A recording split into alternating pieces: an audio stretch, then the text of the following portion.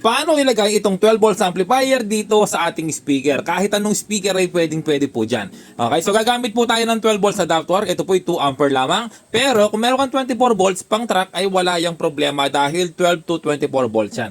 Okay, so bali, unang gagawin natin, ito yung ating 12 volts adapter. Ito yung red, positive. Ito naman yung isang wire na to ay negative. Paano nga ba ilalagay? So kapag bibili ka ay meron ganito. Okay, so meron ganito. Papakita ko muna. Ilalagay ko po tapos ituturo ko kung saan po ito nabibili. Ayan, so useful talaga ito, yung mga vlog ni Jeff Repairman. Hindi katulad ng mga iba. Ibang mga nagbibideo dyan na mga walang tawag doon.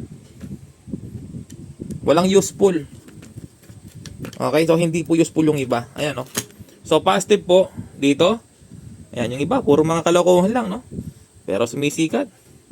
Yung iba puro mga ay ewan. Ayan, ito yung ating negative.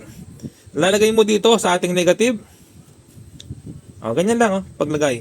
Positive, negative lang. Okay? So, malalagay mo dito yan. Paano nga ba umorder? Ganito lang. Gamit ka sa online shop. Okay, i-click mo yung camera sa taas. I-click mo yan. Tapos, kapag meron kang gustong hanapin, ganyan lang gagawin mo. Kapag hindi mo alam ang pangalan. Ayan, oh, picturean natin. Okay, tapos lalabas na. Napakarami. Ayan po mga ka-repairman, no? 363 lang po. 363, napakalakas na, no? Ayan, daming sold, oh. 3,600. Okay, so bali tapos, ito yung ating speaker.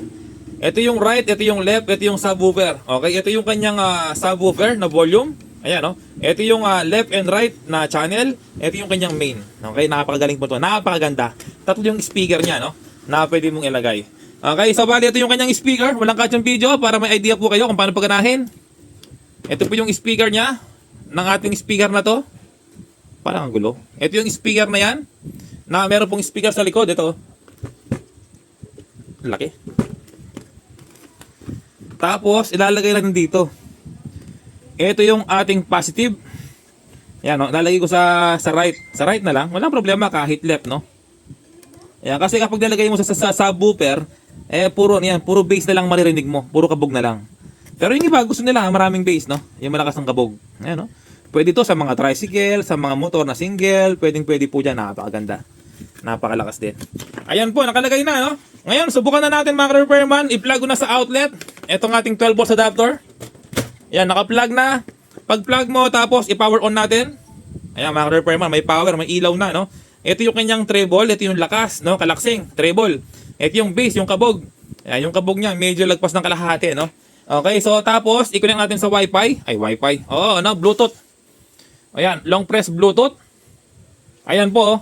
WZ BT.0. Ayan po yung pangalan niya.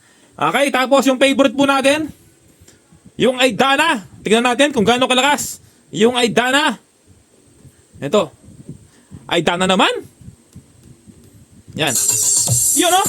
Ang ganda ng bass. Solid. Ang ganda ng tunog, oh. Ang lakas ng bass. Oh. Ay, lakas talaga, oh. Ang ganda ng tunog. Ang ganda. Solid. Oh. Lakas. Ang ganda.